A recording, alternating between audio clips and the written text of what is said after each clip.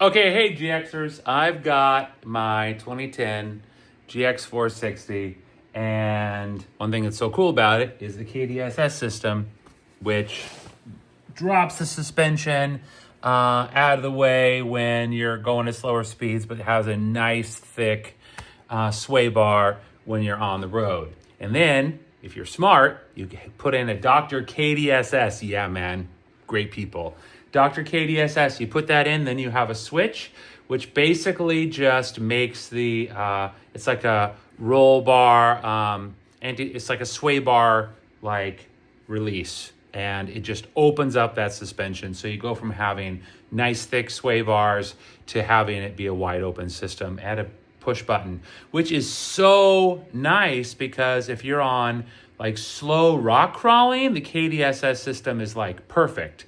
But if you're on fast, like desert roads in Utah, or you're just going fast down gravel roads, when you have the thick sway bars, it makes your suspension like a little bit harsh. So when you have Dr. KDSS, you just push that button and then you have wide open suspension, basically like no sway bar or a very minimal sway bar. It's a great deal. But usually the KDSS system is like bomb-proof and lasts for the life of the vehicle. And sometimes it's not. So mine has been getting a light that says, it has the KDSS light. Even when I disconnected my Dr. KDSS system, it's still been saying it. I went to the dealer, I got an error code that said low pressure. And what that means is that through the, what is this, 16 years of the vehicle's life, it's just lost some fluid, lost some pressure. No obvious leaks, but still definitely a problem. And what happens when the light comes on is you can feel the sway bar is lowering and the vehicle becomes really soft, which is okay, but I'd rather have sway bar that I can turn on and off. And you can replace it with other sway bars, but I'd rather have KDSS. So if you go to the dealer, they're going to tell you that it's $8,000 or more because what they do is just replace the entire system. Yow. That's not what I'm doing. So I called Dom at Dr. KDSS and he gave me, he talked through how to do this.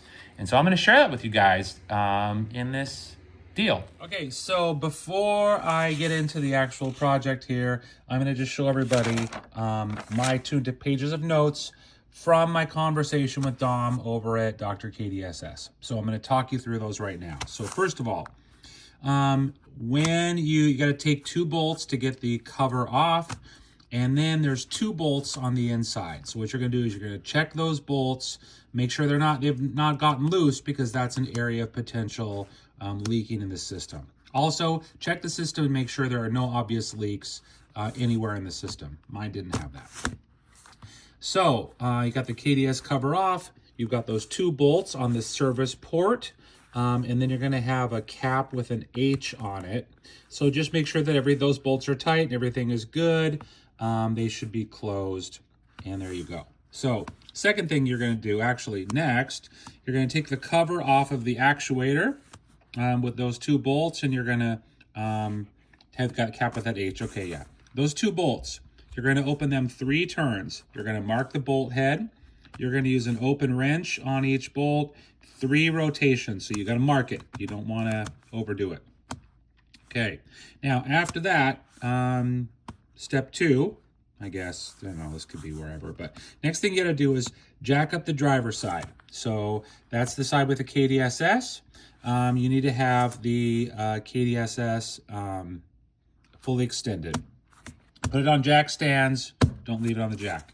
Now, next, you're going to hook up the pump to the accumulator, and you'll see that in a second. And you're going to use the red fitting that you have for that. And next, you're going to have, there's going to be a rubber plug on the bleed screw, and there's a bolt with the nipple right there. You have to have a clear tube that fits tightly over that. And you're going to attach that to the nipple, and it's going to go back to the reservoir. You'll see that in a second as well. Zip tie that because you do not want that thing popping off and getting that all over the garage floor. Don't let it pop off. And this is also a great visual of the air bubbles in the system. Okay, get the tightest fit on that tube. Now, after that, 3 MPa or 30 bar is how much you're going to pressurize that system up to. You'll see it's about 440, something like that, PSI.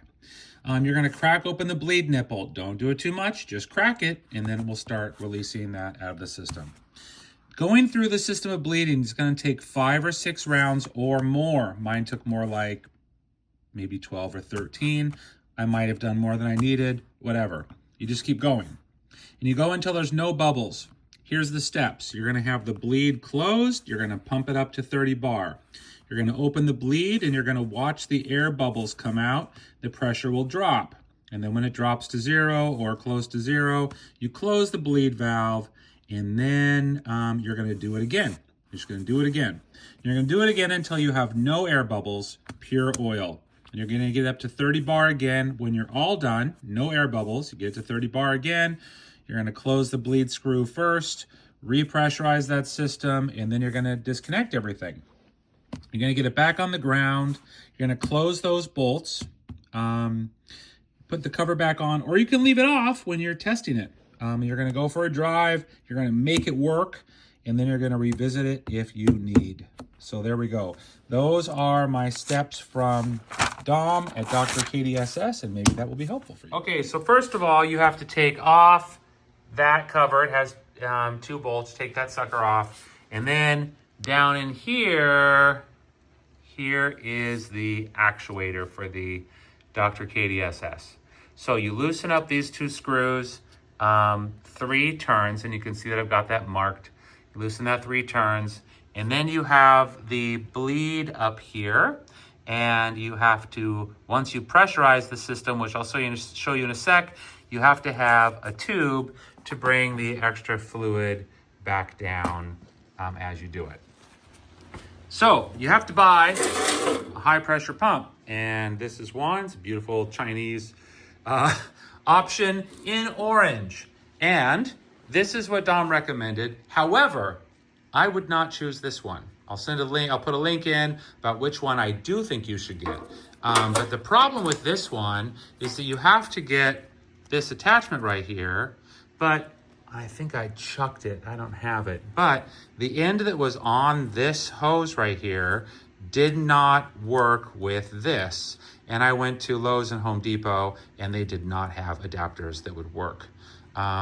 So what I instead did is I got this adapter and cut the hose, and then I mounted this right here into my own custom system. It wasn't that hard, but I didn't know this stuff very well, and it took me a long time to figure that out. If you buy the one in the link, then it comes with this already attached, and you are good to go. So it's a bit more expensive, but you can put in this effort, but I don't know, and I hope it won't leak. I'd buy the other one. But anyway, this is a high pressure system, and you're gonna bring that thing up to 3 MPa or 30 bar, which is like, right here, it's like 450, 440 PSI. So it's a pretty high pressure deal. And this is the fluid that you use. Right here, it is Toyota suspension fluid. I bought 2 because if I needed more, I did not want to run out. I might only need 1. So there you go. That's it so far. I'm gonna get it all set up and get the job underway. Oh, also, you have to jack the vehicle all on the driver's side. This is off the ground right here. But you have to jack it off the ground so that the KDSS system, which is all on the driver's side, so those pistons are fully extended. So that's why this side is jacked up. And also it brings the air bubbles to the top of the system, which is right at the actuator. Okay, so I have the system up to 30 bar, and this valve is opened. That's the connection right there. And now I go up and I open the bleed valve, and then I should start to see some bubbles come through. Yeah, interesting. When you use this one, This one right here is like a second valve. If you open this, the fluid just kind of comes back into the thing here. So it's like, yeah, but anyway, you're not using this one. It's only this one in this particular system. So there we go. Trying to do some bleeding. Okay, so I opened the bleed, and just like Dom said, I'm getting air bubbles coming through. And so I'm gonna open a little bit more, and the pressure has gone down. So actually, I don't open it more now. Now what I do is I close it, and I do the process again. I do this over and over until there's no more air bubbles coming out of the system. Okay, so you can see in the tube, little bubbles coming up. Lots of little bubbles in this tube. So here's what happens in a system like this, just like a brake system. When you have any kind of a leak anywhere or you lose fluid over time, what happens is it's replaced with air, and air comes into that system. It should be a closed system. And so air comes in through those little leaks, and you end up getting air. So you're trying to get rid of that air. Okay, I think I'm on my like 8th cycle with this. So again, I bring it up to 30 bar. This is slightly higher. The system's all open, but the bleed valve is closed. So I come up here. Now, when you do this, you don't want to strip that. So spray some WD-40 on it. That's what's all around here is WD-40. Spray some penetrating oil of some kind. And now I'm gonna back this up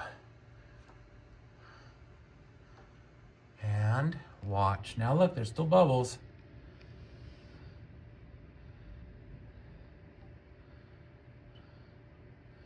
So I'm just gonna do this as many times as I need to. Now they had a few bubbles come through and there aren't any more. And you can see that it's coming out the bottom. Pressure hasn't gone down much. So then what I'm gonna do is come back up and open it just a little bit more. And now, fluid's coming out faster right here. And you can see that it's all good. Over here, the pressure's coming down. So I just watch that and then I keep going. And Dom said that it could be 4 or 5 times, could be way more. So, yeah, so that's what I'm doing. Hey, here's a little helpful hint that I found. So I found that when that tube was kind of up in the air, that it was harder to tell about the bubbles, and it was harder to ensure that no air was kind of coming back up into the system. I don't know if that's the case, but I just zip tied a bolt to it so it stays down in the fluid, and that makes sure, then I can actually see the bubbles coming up the surface, and I can tell when it's totally clear, which is cool.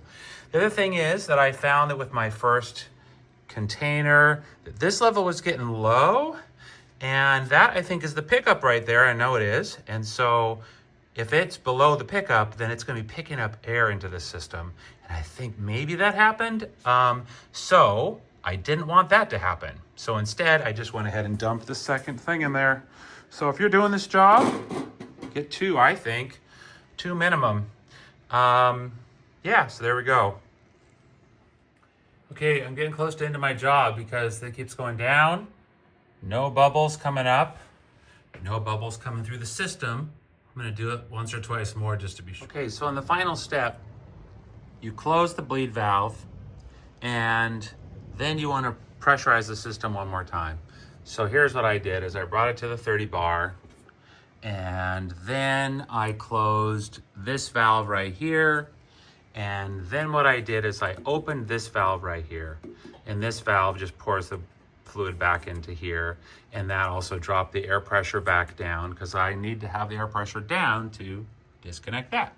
So now that it's back down to 0 and I'm right there, now I can just pop the sucker off and I should be good to go. Hey, so I just went out for a drive and it totally works. There were no more lights. KDSS was totally working great, so it totally worked. So again, much thanks to Dom over at Dr. KDSS, man. He like so helpful. And I know he's helped many other people do this too. So cool, saving us thousands of dollars. So Dom, thanks for my project and for the whole GX community. Like that's way cool. So the other thing I want to show you back here, I've got my Dr. KDSS sticker right here because right here is the button that I press when I want to have the sway bar disappear. And I click that. And when I'm down to Utah again in about a month, I'm going to be using that for sure. So way cool. Okay, and there's one other thing. If you have a lift on your GX, I think one thing that's a really, really good thing to get is the BOTCK, the bolt-on track bar correction kit. That helps make everything right in the back of the vehicle when you do a suspension lift. He's got lots of other cool stuff. Definitely check out Dr. KDSS. Hey, I hope this was helpful, and get that KDSS working. Get it back on the road. Until then, till next time, have a good one, guys. See you later.